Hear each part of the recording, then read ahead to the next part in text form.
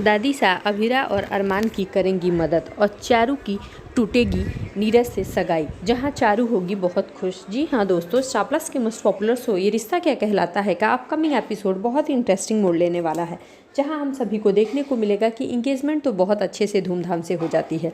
वहीं अभिरा को अरमान लेकर हॉस्पिटल पहुंचता है, जहां मंदिर में कोई लड्डू गोपाल की मूर्ति ली हुई होती है। वहीं अचानक से वो अभिरा के गोद में गिर जाती है, जहां अभिरा के गोद में गिरते ही अभिरा अरमान से कहती है कि अरमान देखो, भगवान भी शायद यही चाहते हैं कि मेरी प्रेगनेंसी टर्मिनेट ना हो। देखो मेरी गोद में लड्डू गोपाल का आना, ये तुम्हें कुछ अच्छे संकेत नहीं आते।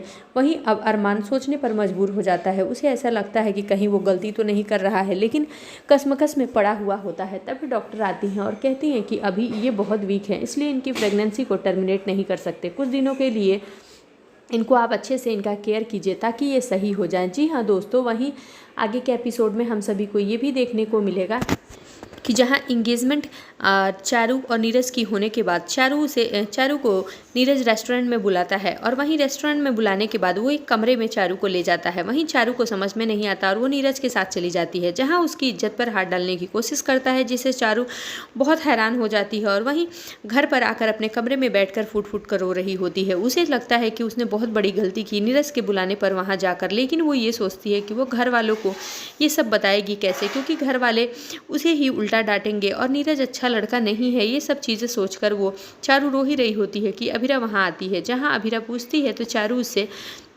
पहले तो बताने से इनकार कर देती है, लेकिन अभिरा उसे प्यार से समझाने की कोशिश करती है और पूछती है, जिस पर चारू फूट फूट कर रोने लगती है और नीरज से जुड़ी सारी सच्चाई अभिरा को बता देती है। ये सुनने के बाद अभिरा के होश उड़ जाते हैं। वहीं अभिरा फैसला लेती है कि मेरी प्रेगनेंसी से बढ़कर तो पहले चारू के इस रिश्ते को सुलझाना है। और वहीं अरमान से चारू की बातें शेयर करती है, जहां अरमान के भी पैरों तले ज़मीन खिसक जाती है। वहीं अरमान अभिरा को समझाता है कि जैसे ही कि अभिरा, सारे लोग तुम्हें गलत समझते हैं, अगर तुम चारू के बारे में बोलोगी तो फिर सारा इल्ज़ाम तुम्हारे ऊपर ही लग जाएगा। जिस पर अभिरा कहते हुए नजर आती है कि नहीं, इस बार मैं सबूत के साथ और सबके सामने रखूंगी, ये चारू की ज़िंदगी का सवाल है। अगर नीरज अच्छा लड़का नहीं है तो उसके साथ चारू की ज़िंदगी हरगिज़ बर्बाद नहीं होने दूंगी, चाहे इसके लिए मुझे जो भी करना पड़े। वहीं चारू अभिरा से रिक्वेस्ट करती है कि भाभी प्लीज़ आप किसी को नहीं बताना, कोई आपकी बातों पर भरोसा नहीं करेगा और आपको ही गलत साबित कर देंगे। जहाँ अभिरा कहती है कि चारू तुम मेरी टेंशन नहीं लो, बस तुम्हें मैं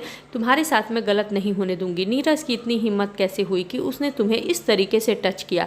और वहीं वो सबूत इकट्ठा करती है, जहां अभिरा के हाथ सबूत लग जाता है और दादी सा को सारी बात बताती है। जैसा कि दादी सा पहले अभिरा को बिल्कुल पसंद नहीं करती थी, लेकिन धीरे धीरे वो अभिरा को समझने लगी हैं, अभिरा की हर बात पे यकीन करने लगी हैं। वहीं सबूत के साथ जब अभिरा दादी सा को नीरज की सच्चाई बताती है तो दादी सा एक बहुत बड़ा फैसला ले लेती हैं। और अभिरा और अरमान की बातें सुनने के बाद और वीडियो देखने के बाद दादी सा चारू और नीरज की इंगेजमेंट तोड़ने का फैसला ले लेती हैं। जी हाँ दोस्तों, अब आगे के एपिसोड में देखना खास होगा कि क्या संजय इस चीज़ की भी वजह अभिरा को बताएंगे या अपनी बेटी के साथ हुए गलत व्यवहार का बदला नीरज से लेंगे, नीरज को सलाखों के पीछे भेजेंगे या नहीं। आगे के अपकमिंग अपडेट्स के लिए जुड़े रहें हमारे साथ।